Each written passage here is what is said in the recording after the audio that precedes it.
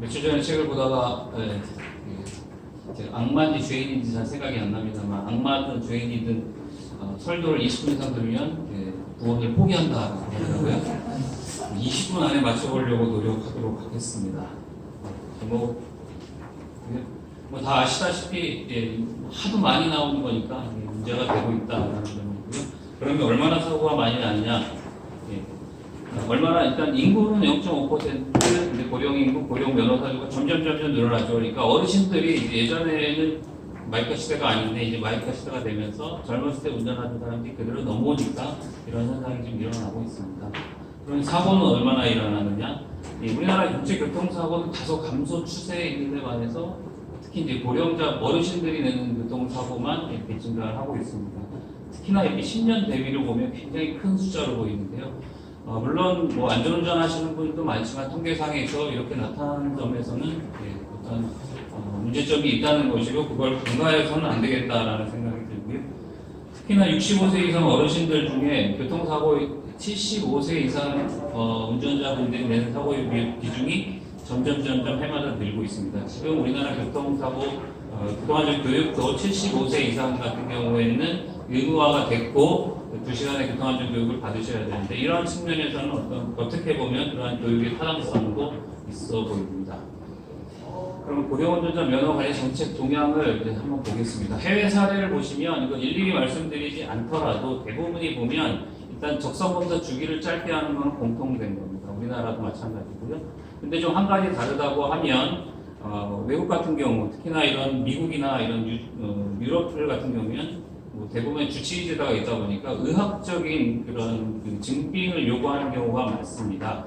우리는 아직 그렇게까지는 가고 있지 않죠. 그러니까 의학적으로 이분들이 운전을 해도 좋다는 그런 증빙이 되지 않는 한 면허를 갱신할 수 없다는 점. 그러니까 우리보다 어떻게 보면 좀 강화되어 있다고 볼 수도 있겠습니다. 그럼 우리나라는 어떻게 하고 있냐 보면 2011년 12월에 도로교통법이 개정되면서 65세 이상이 65세 이상이 5년으로 줄어들었던 것이 최근에 올 1월부터는 75세 이상의 경우에는 주기가 3년으로 줄어들었고 아까 말씀드린 대로 교통안전 교육이 2시간이 의무화가 됐습니다. 말은 교통안전 교육이지만 1시간은 검사입니다. 인지시각 검사를 해서 문제가 있으신지를 걸러내고 두 번째는 교통안전 교육을 하는데 좀 더 구체적으로는 뒤에 보여드리도록 하겠습니다. 요거는 이제 최근 지금 언론에서 많이 오르내리는 운전면허 자진 반납제도인데요. 최근에 운전면허 반납 자진 제도가 생겼다고 이제 잘못 알고 계시는 분들이 많은데 기존에 있던 제도입니다. 이제 기존에 있던 제도가 최근에 어르신들 교통사고가 이제 조금 문제가 되면서 홍보도 되고 어떤 메리트도 주다 보니까 반납하시는 분들이 많이 늘었던 거죠. 많이 늘었지만 지금 뭐 다들 알고 계시고 지적하는 사항이 실제 운전하시는 분은 반납을 하는 게 아니라 어차피 운전 안 하는 거 지금 뭐 교통 상품권이라고 하나요? 교통카드 한 10만 원을 주니까 그냥 그거라도 하고 받으시는 그런 경우가 사실은 많습니다.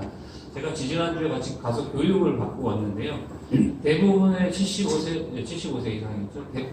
30명이 계셨는데 여자분은 한 번도 안 계셨어요. 그래서 아마 반납하시는 분들은 아마 여성분들도 많을 걸로 제가 지금 통계를 못 갖고 있는데 아마 그런 측면에서도 현재 면허 반납 제도가 잘못 가고 있는 것은 아니지만 이제 초기 단계이다 보니까 실제 운전하시는 분들은 반납을 좀 꺼려 하신다. 뒤에 가서 한 번 더 말씀드리지만 그러한 측면에서 조건부 면허나 이런 제한 면허 같은 경우는 좀 적극적으로 검토될 필요가 있는 게 내가 상시적으로 운전을 하지는 않지만 가끔 차가 필요하신 분이 계십니다. 근데 이럴 때 운전면허를 반납하는 것은 상당히 부담스럽거든요.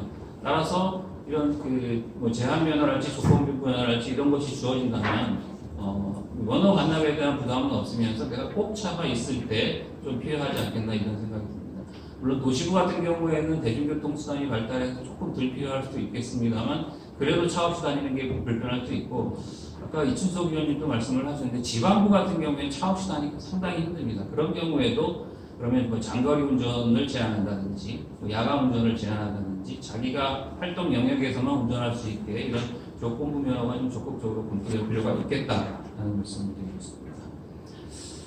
그러면 고령 운전자 정책 방향을 어떻게 가야 되느냐? 이제 우리나라는 물론 제한을 외국보다 좀 덜 한다고 생각하는데 지금 어르신들은 왜 우리만 뭐 운전면허를 운전을 못하게 하느냐? 왜 이렇게 제한을 하려고 하느냐? 이런 지적들을 많이 하시고 좀 반발도 있는 것은 사실입니다. 그렇지만 OECD 고령 운전자 관리 정책 기준은 꼭 그런 것만 아니에요. 운전을 못하게 하게 되면 내가 상실감을 많이 느끼시니까 그런 방향으로 가면 안 된다라는 말씀을 이야기를 하고 있고요. 독일 같은 경우에는 좀 거꾸로 어르신들의 교통사고가 젊은이에 비해서 많지 않다라고 얘기하시는 학자들도 계십니다. 예. 그거는 물론 뭐 통계상으로 좀 검토할 필요가 있겠지만 그분들이 얘기하시는 것도 이겁니다. 나이가 들었다고 운전면허를 제한하는 것은 문제가 있다. 그러면 어떻게 해야 되느냐? 철저한 검증이 필요하지 않을까라는 생각이 들고요. 우리나라 면허 제도, 그러니까 면허 관리 제도도 그러한 측면에서 도입된 것으로 알고 있고요. 물론 초기 단계고 아직 시행착오를 겪어야 하겠지만 그런 방향성은 좀 맞는 게 아닌가 이런 개인적인